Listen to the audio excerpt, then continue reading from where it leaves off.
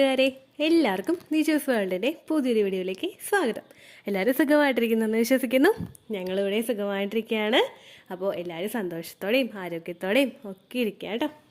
Period ആകുന്ന ദിവസം clot അല്ലെങ്കിൽ രക്തക്കട്ട പോകുന്നവരെ ഈ വീഡിയോ ഉറപ്പായിട്ടും കണ്ടിരിക്കണം കേട്ടോ.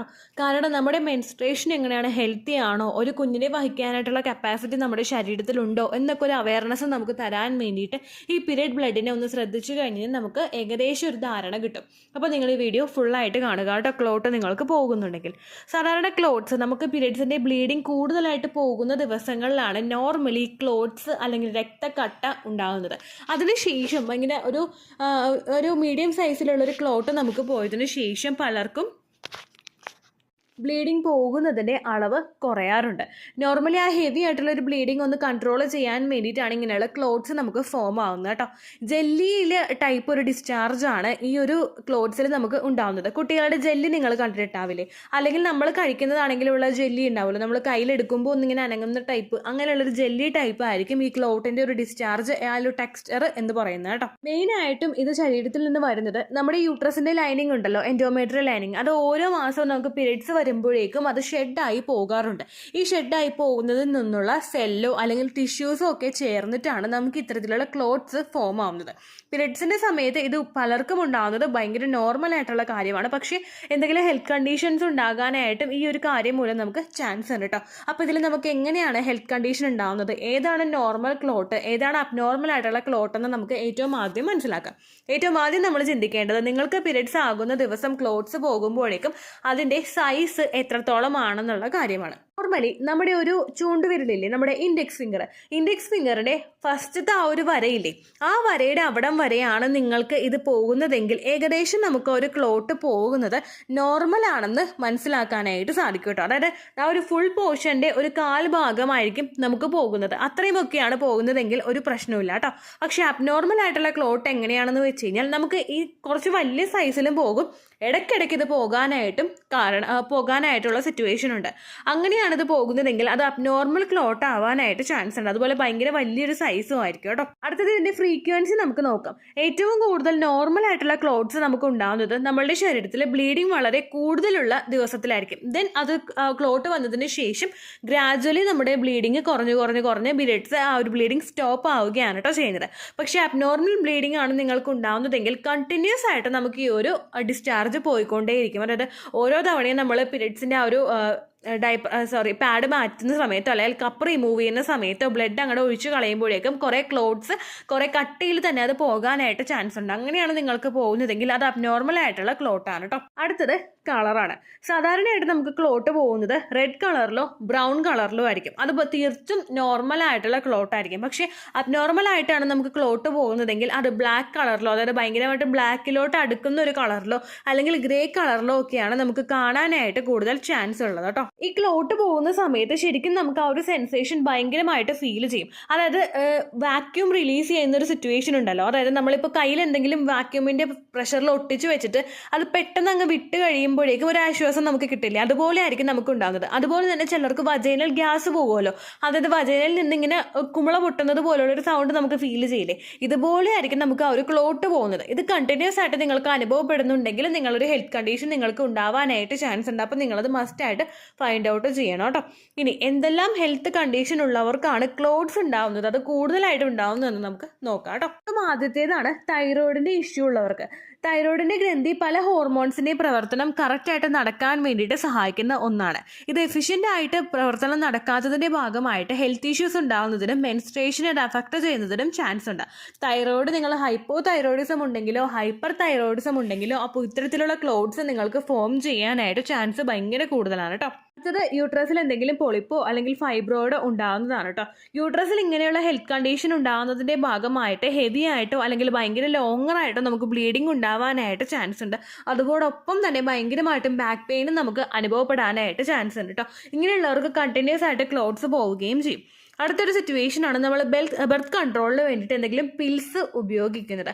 ചില ആളുകൾ കോൺട്രാസെപ്റ്റീവ് പിൽസ് യൂസ് ചെയ്യാറുണ്ട്. അത് എന്തെങ്കിലും സിറ്റുവേഷൻ ഉണ്ടാകുമ്പോൾ യൂസ് ചെയ്യുന്നവരുണ്ട്. അതല്ലാതെ ഡോക്ടേഴ്സ് പറഞ്ഞിട്ട് കോൺട്രാസെപ്റ്റീവ് പിൽസ് യൂസ് ചെയ്യുന്ന ആളുകളുണ്ട്. ഇങ്ങനെയുള്ള പിൽസ് നമ്മൾ എടുക്കുന്നതിൻ്റെ ഭാഗമായിട്ടും ക്ലോട്ട്സ് ഉണ്ടാകാനായിട്ട് ചാൻസ് ഉണ്ട്. അപ്പോൾ അങ്ങനെയാണ് നിങ്ങൾക്ക് കണ്ടീഷൻ വരുന്നതെങ്കിൽ നിങ്ങൾ ടെൻഷൻ ആവണ്ട. ഈ ഒരു സിറ്റുവേഷൻ, ഈ ഒരു മെഡിസിൻ നിങ്ങൾ എടുക്കുന്നത് കൊണ്ടായിരിക്കും അങ്ങനെ ക്ലോട്ട്സ് വരുന്നത്. മെഡിസിൻ നിർത്തിയതിന് ശേഷവും 2 സൈക്കിൾ നിങ്ങൾ മോണിറ്റർ ചെയ്യുക. ഇതുപോലെ ക്ലോട്ട്സ് പോകുന്നുണ്ടോ എന്ന് നിങ്ങൾ നോക്കുക കേട്ടോ. ഉണ്ടെങ്കിൽ നിങ്ങൾ ഡോക്ടറെ പോയി കാണണം. അടുത്തൊരു സിറ്റുവേഷനാണ് നമുക്ക് മിസ്കാരേജ് ഉണ്ടാവുക.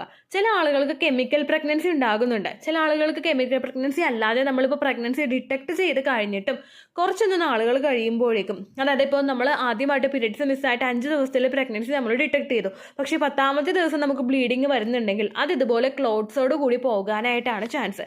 കാരണം ആ ടിഷ്യൂസ് ഒക്കെ കൂടുതലുണ്ടാകും. എൻഡോമെട്രിയൽ ലൈനിങ് ഭയങ്കര തിക്കണായിരിക്കും. അതുപോലെ ബ്ലഡ് ഭയങ്കര കൂടുതലുണ്ടാകും. കാരണം കുഞ്ഞിനെ നറിഷ് ചെയ്യുന്നതിന് വേണ്ടിയിട്ടുള്ള ബ്ലഡ് എല്ലാം അതിനകത്ത് ഇൻക്ലൂഡഡ് ആയിട്ടുണ്ടാകും. അതെല്ലാം കൃത്യമായിട്ട് ശരീരത്തിനകത്ത് നിന്ന് പുറത്തേക്ക് പോകുമ്പോഴേക്കും ഇത്തരത്തിൽ ലാർജ് ആയിട്ടുള്ള ക്ലോട്ട്സ് നിങ്ങൾക്ക് ഫോം ചെയ്യാനായിട്ട് ചാൻസ് ഉണ്ട് കേട്ടോ.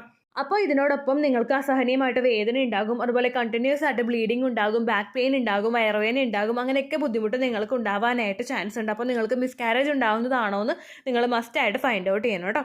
അടുത്ത സിറ്റുവേഷനാണ് എൻഡോമെട്രിയോസിസ് എന്ന് പറയുന്നത്.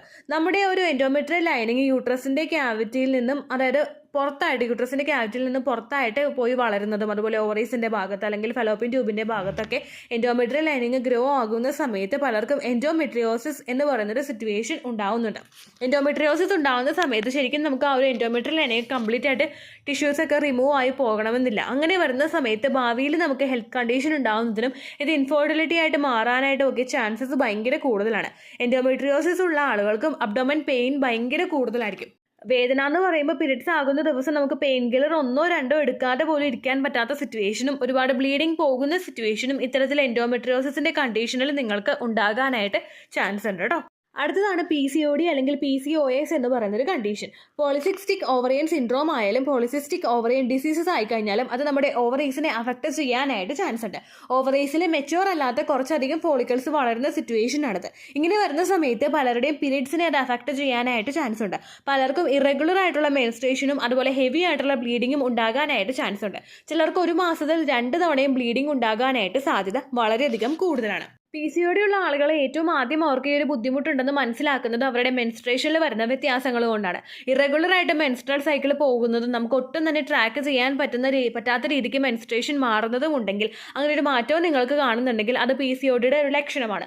അപ്പോൾ PCOD ഉള്ള ആളുകൾക്കും ഇത്തരത്തിൽ ബ്ലഡ് പോകുന്ന സമയത്ത് ക്ലോട്ട്സ് ഉണ്ടാകാനായിട്ട് ചാൻസ് ഉണ്ട് കേട്ടോ. ഇങ്ങനെയുള്ള ക്ലോട്ട്സ് നിങ്ങൾക്ക് കാണുന്നുണ്ടെങ്കിൽ നിങ്ങൾ മസ്റ്റായിട്ട് ആ ഒരു സിറ്റുവേഷനെ ട്രീറ്റ് ചെയ്യാനായിട്ട് നിങ്ങൾ നോക്കുക.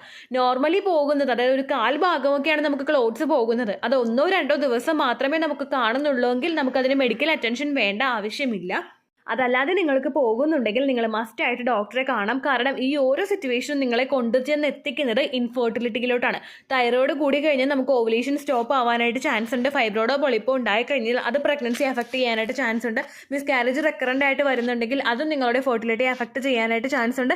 എൻഡോമെട്രിയോസിസും PCODയും നമ്മൾ നോർമലായിട്ട് ട്രീറ്റ്മെൻറ്റ് കൊടുത്തിട്ടില്ലെങ്കിൽ അതും നിങ്ങളുടെ ഫെർട്ടിലിറ്റിയെ അഫക്റ്റ് ചെയ്യാനായിട്ട് ചാൻസ് ഉണ്ട് കേട്ടോ. അപ്പോൾ നിങ്ങൾ മസ്റ്റായിട്ട് നിങ്ങൾ നോക്കുക. ഒരു മെൻസ്ട്രൽ സൈക്കിളിൽ നിങ്ങൾക്ക് ഇതുപോലെ ക്ലോട്ട്സ് വരുന്നുണ്ടെങ്കിൽ അടുത്തൊരു മെൻസ്ട്രൽ സൈക്കിളും കൂടി നിങ്ങൾ കൃത്യമായിട്ട് മോണിറ്റർ ചെയ്യുക.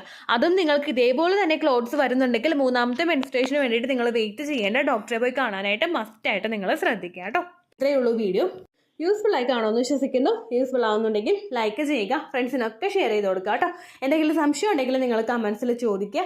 പണ്ടത്തെ വീഡിയോയ്ക്ക് കമൻസ് ഇടുന്നവർക്ക് റിപ്ലൈ ലഭിക്കുന്നില്ലെങ്കിൽ ലേറ്റസ്റ്റ് ആയിട്ട് ഞാൻ ഏത് വീഡിയോ ആണോ അപ്ലോഡ് ചെയ്യുന്നത് അതിന് താഴെ കമൻറ്റ് ഒന്ന് കോപ്പി പേസ്റ്റ് ചെയ്യാനായിട്ട് ശ്രദ്ധിക്കുക കേട്ടോ. അതുപോലെ ഓവുലേഷൻ ഡേറ്റ് കാൽക്കുലേറ്റ് ചെയ്ത് തരാനായിട്ട് റിക്വസ്റ്റ് ചെയ്യുന്ന ആളുകൾ എത്രയാണോ സൈക്കിൾ ലെങ്ത് അത് മെൻഷൻ ചെയ്യാനായിട്ട് ശ്രദ്ധിക്കുക. സൈക്കിൾ ലെങ്ത് എന്നതുകൊണ്ട് ഉദ്ദേശിച്ചത് ഓരോ മാസവും എത്ര ദിവസം കൂടുമ്പോഴാണോ ബ്ലീഡിങ് വരുന്നത് അതാണ് സൈക്കിൾ ലെങ്ത്. കഴിഞ്ഞ മാസം ഒരു 8ാം തീയതിയാണ് ബ്ലീഡിങ് ആയതെങ്കിൽ ഈ മാസം 6ാം തീയതിയാണ് ബ്ലീഡിങ് ആയതെങ്കിൽ കഴിഞ്ഞ മാസം 8ാം തീയതി മുതൽ ഈ മാസം 6ാം തീയതി വരെ എത്ര ദിവസമുണ്ടോ അത് കാലണ്ടറിൽ എണ്ണി തിട്ടപ്പെടുന്നതാണ് നിങ്ങളുടെ സൈക്കിൾ ലെങ്ത്. സൈക്കിൾ ലെങ്ത് നമ്മൾ കൃത്യമായിട്ട് കാൽക്കുലേറ്റ് ചെയ്യുകയാണെങ്കിൽ ഓവുലേഷൻ ഡേറ്റ് എളുപ്പത്തിൽ കണ്ടുപിടിക്കാൻ വേണ്ടിയിട്ട് ഒരുപാട് ആപ്ലിക്കേഷൻസും ഒരുപാട് ഓൺലൈൻ ആയിട്ടുള്ള വെബ്സൈറ്റുകളും ഇന്ന് നമുക്ക് അവൈലബിൾ ആണ്. പ്ലേ സ്റ്റോറിൽ പോയിട്ട് ഓൺലൈൻ ഓവുലേഷൻ ട്രാക്കർ എന്ന് ടൈപ്പ് ചെയ്ത് കഴിഞ്ഞാൽ നിങ്ങൾക്ക് അതുമായിട്ട് ബന്ധപ്പെട്ടിട്ടുള്ള ആപ്ലിക്കേഷൻസ് കിട്ടും. അത് പറ്റുന്നില്ല എങ്കിൽ ഗൂഗിളിൽ പോയിട്ട് ഓൺലൈൻ ഓവുലേഷൻ കാൽക്കുലേറ്റർ എന്ന് ടൈപ്പ് ചെയ്ത് കഴിഞ്ഞാൽ അതുമായിട്ട് ബന്ധപ്പെട്ടിട്ടുള്ള വെബ്സൈറ്റുകൾ നിങ്ങൾക്ക് കിട്ടും. അതിൽ നിങ്ങളുടെ ലാസ്റ്റ് മന്തിലെ മെൻസ്ട്രേഷൻ്റെ ഡേറ്റും ഒപ്പം ഞാൻ ഈ പറഞ്ഞ രീതിക്ക് നിങ്ങൾ കാൽക്കുലേറ്റ് ചെയ്യുന്ന സൈക്കിൾ ലെങ്ത്തും എൻ്റർ ചെയ്ത് കൊടുക്കുകയാണെങ്കിൽ നിങ്ങൾക്ക് കൃത്യമായിട്ട് ഓവുലേഷൻ ഡേറ്റ് കണ്ടുപിടിക്കാനായിട്ട് സാധിക്കും.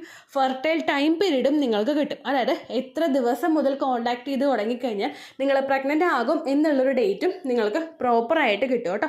ഇത് കാൽക്കുലേറ്റ് ചെയ്യുന്ന സമയത്ത്, സൈക്കിൾ ലെങ്ത് കാൽക്കുലേറ്റ് ചെയ്യുന്ന സമയത്ത് നിങ്ങളുടെ ആ ഒരു കലണ്ടറിൽ നോക്കി തന്നെ നിങ്ങൾ കാൽക്കുലേറ്റ് ചെയ്യുക. പല മാസങ്ങളിലും 30-31 ദിവസമുണ്ട്, അതുകൊണ്ടാണ് അങ്ങനെ പറഞ്ഞത്. ഒപ്പം നിങ്ങൾക്ക് ബ്ലീഡിങ് തുടങ്ങിയ ദിവസത്തിന് വേണം നിങ്ങൾ ഡേ 1 ആയിട്ട് എടുക്കാൻ വേണ്ടിയിട്ട്. സ്പോട്ടിങ് തുടങ്ങിയ ദിവസത്തിനെ, അതായത് ചെറുതായിട്ട് ഡിസ്ചാർജ് പോയി തുടങ്ങിയ ദിവസത്തിനെ നിങ്ങൾ കൺസിഡർ ചെയ്യേണ്ട ആവശ്യം ഇല്ല കേട്ടോ. അപ്പോൾ ഇത്രയേ ഉള്ളൂ വീഡിയോ. അടുത്തൊരു വീഡിയോ ആയിട്ട് നമുക്ക് വീണ്ടും കാണാം. ബൈ.